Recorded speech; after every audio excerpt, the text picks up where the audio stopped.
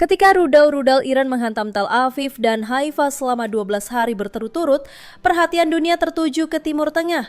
Namun ada satu hal yang nyaris luput dari sorotan global, Cina. Di balik gempuran senjata, laporan-laporan dari media independen dan intelijen barat mengungkapkan sesuatu yang jauh lebih halus tapi sangat penting. Peningkatan signifikan lalu lintas pesawat kargo Cina ke kawasan konflik. Ditambah kunjungan cepat Menteri Pertahanan Iran Aziz Nazir Zadeh ke kota Qingdao, Cina sesaat setelah gencatan senjata diumumkan. Apa arti semua ini? Seberapa besar peran Cina dalam konflik Iran-Israel? Dan mengapa Beijing tak akan tinggal diam jika Iran runtuh? Video ini akan membongkar semuanya satu persatu. Bertahan sampai akhir dan temukan bagaimana strategi senyap Cina mengubah peta kekuatan di Timur Tengah.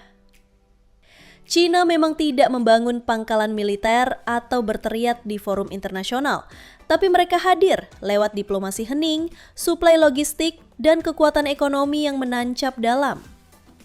Bagi Beijing, mempertahankan Iran bukan sekadar solidaritas, itu adalah kepentingan strategis. Ketegangan di Timur Tengah justru menguntungkan Cina secara ekonomi. Harga minyak melonjak. Iran yang terkunci oleh sanksi barat semakin tergantung pada investasi dan teknologi dari Cina.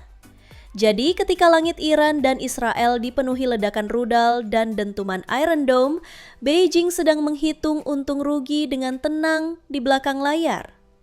Mereka tak perlu tampil garang, cukup bermain di balik bayangan.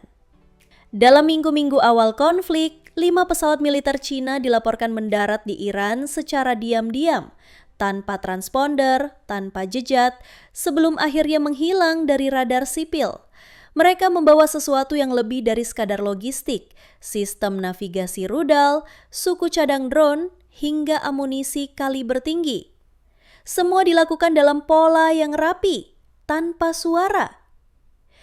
Di waktu bersamaan, kapal-kapal perang Cina muncul di sekitar Selat Hormuz dan Teluk Persia, termasuk destroyer Type 052D, diduga kuat untuk mengawal jalur logistik senjata menuju pelabuhan-pelabuhan selatan Iran.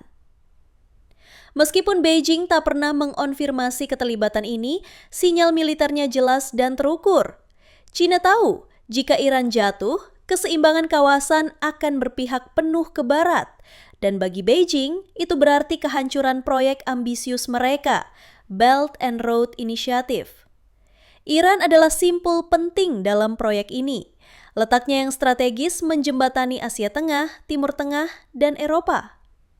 Jika negeri itu tenggelam, bagi Beijing, kestabilan Iran bukan sekadar strategi, tapi kebutuhan vital. Cina adalah importir minyak terbesar dunia, dan Iran adalah salah satu pemasok kuncinya. Ketika konflik terjadi, menjaga jalur energi tetap aman adalah prioritas nomor 1. Tak heran, meski tidak secara langsung turun tangan, media milik pemerintah Cina menyuarakan pesan tersirat. Hentikan semua aksi militer yang mengganggu stabilitas kawasan. Sebuah pernyataan diplomatik yang syarat makna ekonomi. Cina bukan penonton, mereka adalah pemain catur yang menunggu giliran untuk melangkah tepat. Mereka membaca situasi dengan cepat. Ketika Israel dan Amerika menyerang, Beijing langsung mengambil posisi, memperkuat hubungan, menjaga logistik, dan diam-diam mendekat ke Iran. Di panggung internasional, Cina menawarkan diri sebagai penengah damai. Tapi di balik layar, mereka menjalankan misi, memperlemah dominasi Amerika Serikat dari dua arah sekaligus, Timur Tengah dan Laut Cina Selatan. Selama konflik Iran-Israel, armada Laut Cina Selatan justru meningkatkan latihan militernya. Sebuah tekanan tidak langsung kepada Washington, sebuah manuver untuk menguras perhatian dan sumber daya Amerika Serikat. Namun, Beijing tak menginginkan perang skala penuh. Mereka hanya tidak rela Iran tumbang, sebab jika itu terjadi, AS akan semakin mengukuhkan cengkeramannya di kawasan, menyingkirkan pengaruh Cina dari jalur sutra modern. Dan Beijing tidak sendiri. Iran, Rusia, dan Korea Utara kini tampak mengarah pada satu poros baru. Bukti paling kuat adalah pertemuan Menteri Pertahanan Iran dengan delegasi Rusia dan Cina di Qingdao, hanya beberapa hari setelah gencatan senjata. Ada isyarat aliansi baru yang sedang dirajut, poros pertahanan non-barat. Bila terwujud, Cina kemungkinan akan memperkuat Iran dengan sistem pertahanan canggih seperti SQ-22 dan teknologi satelit peringatan dini. Inilah transformasi kekuatan global yang sedang berlangsung. Dunia lama yang dikendalikan dari satu pusat, dari Washington, sedang bergeser menuju tatanan multipolar, yang lebih berisiko namun lebih seimbang. Cina bukan hanya bicara, mereka bergerak, tenang, presisi, dan efektif. Menjaga Iran tetap berdiri bukan sekedar pilihan moral, tapi strategi kelangsungan dan supremasi.